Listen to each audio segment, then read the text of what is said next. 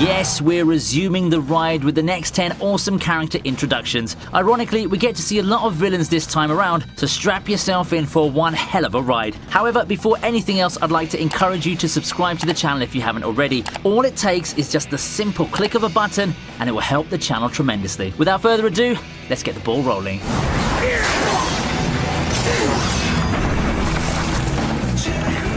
Here's an underrated anime to kick off the list. I've long been awaiting the release of a Drifters sequel, but can you blame me though when the first season gave us some epic introductions like the one of this badass right here? I don't think there's a better way to kick off this high adrenaline show than with the introduction of Shimazu in his natural element in the heat of a battle. This is an establishing character moment to show us his determination and toughness. There's just no putting Shimazu down, and that's quickly become the trait that I'll remember him for thanks to his impactful introduction. With pedigree like that, is it any surprise that we soon get to see him make such large strides when he gets isekai'd?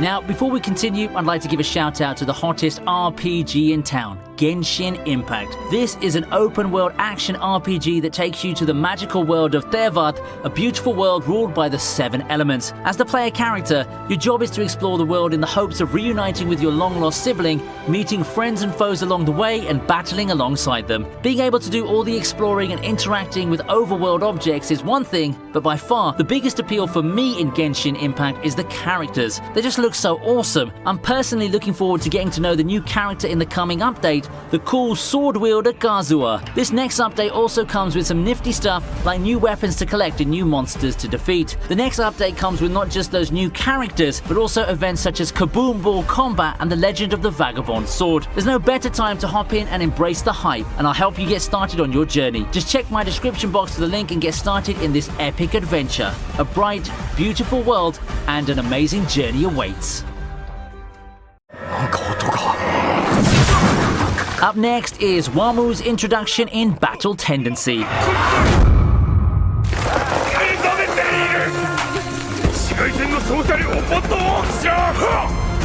Really, I could extend this entry here to the rest of the Pillarmen, but this character introduction is hands down one of the best in JoJo, and I believe that a number of JoJo fans agree with that opinion. The scene of Wammu awakening is something that every JoJo fan will remember. I just like how he wakes up, analyzes the situation, and then quickly just starts killing everyone. "Awaken my masters" is such an iconic line, and much of it has to do with the manner in which Wammu first appears in the story. So how about you? Do you think Wammu deserves a spot here amongst the other JoJo characters? For me, I don't think that's even a question.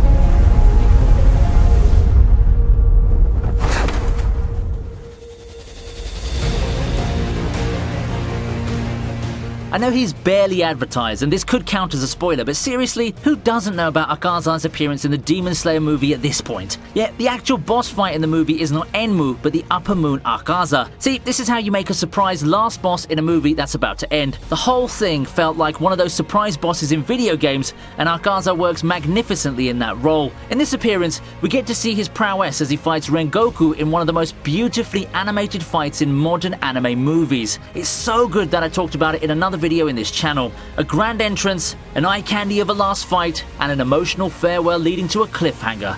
You just couldn't ask for anything more.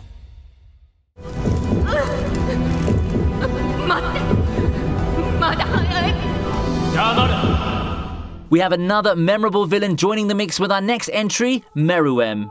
Honestly speaking, there are few shonen villains as good as Meruem when it comes to the writing aspect of making a villain. One can say that his writing and development throughout the Chimera Ant arc is just so much above the rest. But that's not what we're here for now, is it, right? What we want is to see some dynamic entries and goosebump-inducing introductions. And thankfully, Meruem has that down as well. The king of the Chimera Ants deserves nothing less than a memorable entry, and we got that in the way he forces his way into this world. Then, he wastes no time showing off his merciless streak by offering Peggy and acting like a true demon with his heartless actions. It's this character establishing moment that sets the tone for the huge shift that we see him go through down the line. As far as character introductions go, this is one of the best ones because of how impactful it is.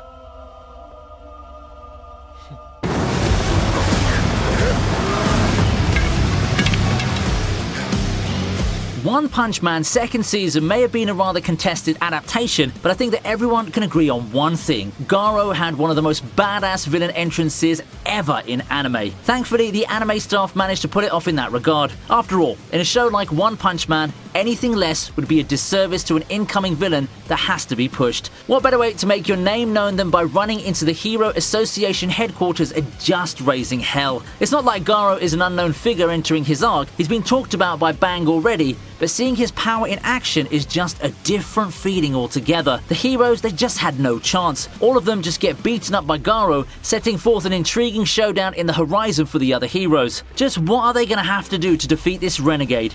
Introductions that open up a lot of potential questions like that, they're the ones that are just the best.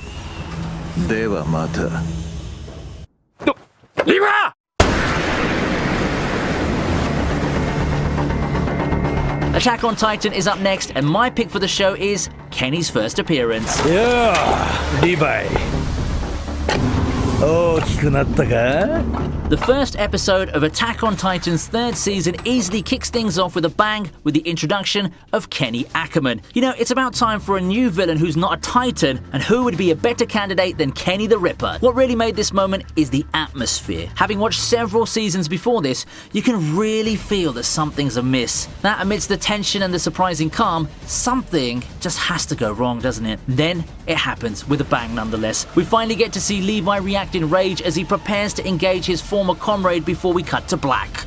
Wow. In true Attack on Titan fashion, a season starts off once again with deaths, courtesy of the season's villain. Hearing Levi's scream still gives me chills to this day, and it made for one of the best character introductions of them all.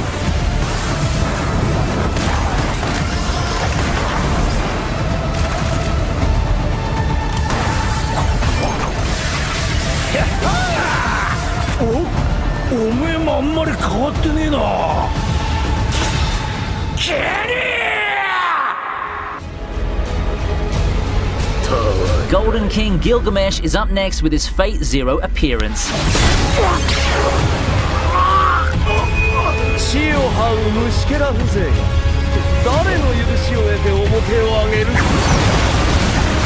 Besides Saber, I think that Gilgamesh is up there in the upper tier of most popular servants in the Fate series. Why? Because it's the unbelievably arrogant and confident attitude. Perhaps it's the cool visuals of the Gate of Babylon, or perhaps it's because of how prone he is in making entrances as magnificent as the one he did in Fate Zero. It looked like it's going to be a moment for our Skull Buddy here, and he's ready to shine as early as episode 2 of the series. Unfortunately, he just has to run into Gilgamesh before immediately getting upstaged. Poor guy didn't even have a chance and was just utterly destroyed, snatching defeat from the jaws of victory. R.I.P. Assassin, you're cool and all, but Fate Zero Gilgamesh blows everyone out of the water. See you again in Heaven's Feel.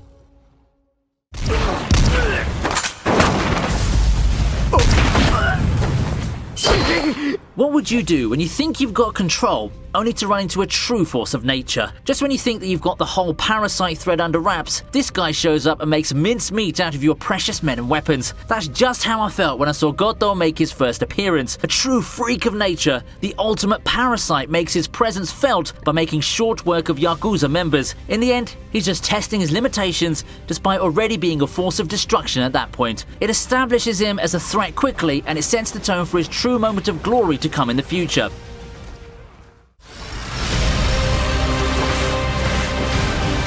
You know how almost all of the appearances featured so far have involved some dynamic entry, some impactful entrance? You either see said character enter the screen in a big way, kill off people, or otherwise do some badass thing one after another. All for One, in contrast, has none of that. In contrast to the first 8 entries that we had here, All For One's entrance is very muted in comparison. However, the atmosphere that he brings with him during said introduction more than makes up for it. Props to the anime team for perfectly capturing the moment with shots on the hero's scared faces. This is the ultimate villain of all, the antithesis of All Might and the most powerful enemy that they've faced so far, and their reactions say it all. No way can they afford to take on this guy. Few can make such an impact with minimal acting and dialogue, but the way the anime brought out all those emotions with such little action make this one of the greatest character introductions of all.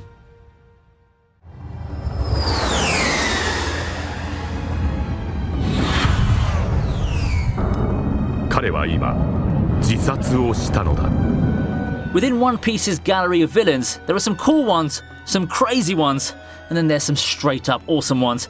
However, in terms of having sheer power presence, I dare say that Kaido is without peer. That much is established with his character introduction. The narration also makes the scene so awesome, giving Kaido a lot of hype as he jumps down and crashes onto the ground. You can just feel the pure, utter destruction incoming as the humongous Kaido just towers over everyone before declaring war. This is one of the best villain introductions ever. It combines the categories that make a villain appearance so impactful. Kaido looks intimidating as hell. There was a lot of hype coming into this introduction, and he wastes no time declaring his intentions. 世界最高の戦争始めようぜ。